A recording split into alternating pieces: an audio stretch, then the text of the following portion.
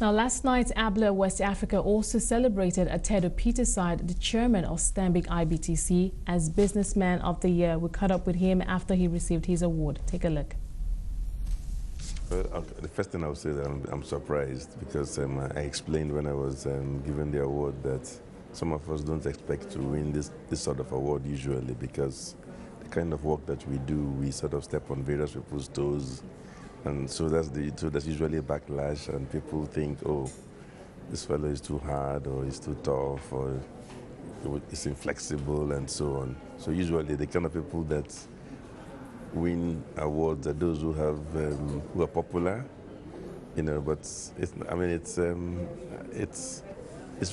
refreshing. It's unexpected, you know. So and like I said earlier, when I was given the award, that for me, the award is not for me as much as for the teams that worked with me, because I never worked alone.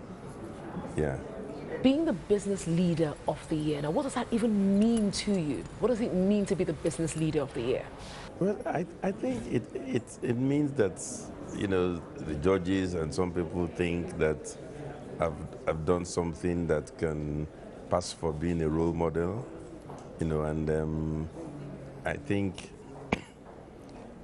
that is flattering in a sense, but it's also welcome in the sense that, I mean, I know that what I've always done in business is to always try and do the correct thing, always try and do my homework, always try and build a business from, you know, on the right principles, motivate people, guide them, you know, be aggressive but know the boundaries.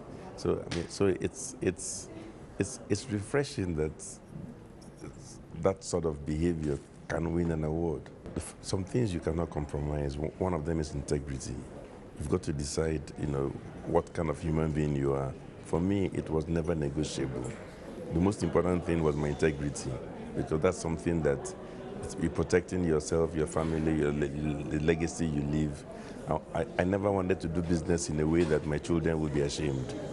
I wanted it to be something real, never trying to cut corners, never knowingly infringing any regulation.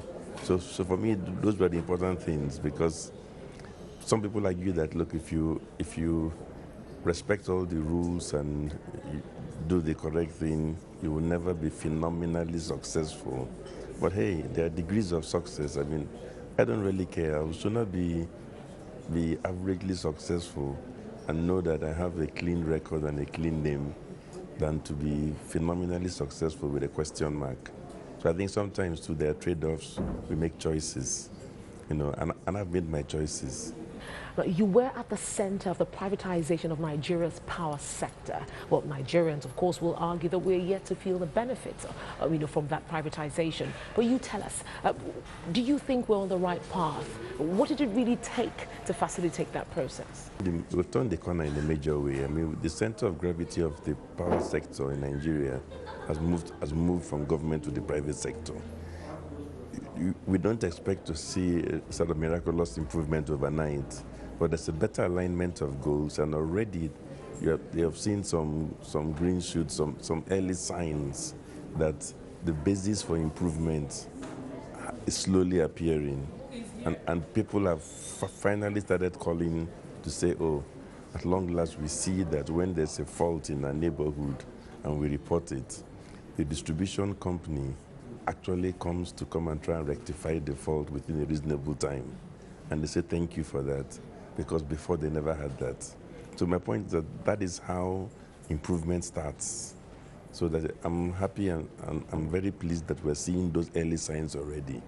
And it's my sincere hope that we can build on that and progressively help to improve the whole sector. Talking about achievements, you've also been appointed a member of the board of Standard Bank. How does that feel? Well, that too was a bit of a surprise, because I thought many years ago that I was winding down my banking career.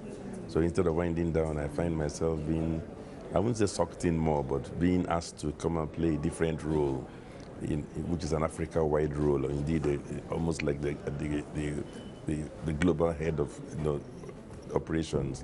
And I guess that only came about because working with the bank group over the years, they probably both sides were happy to work together and felt there was a benefit in working together and that one could contribute.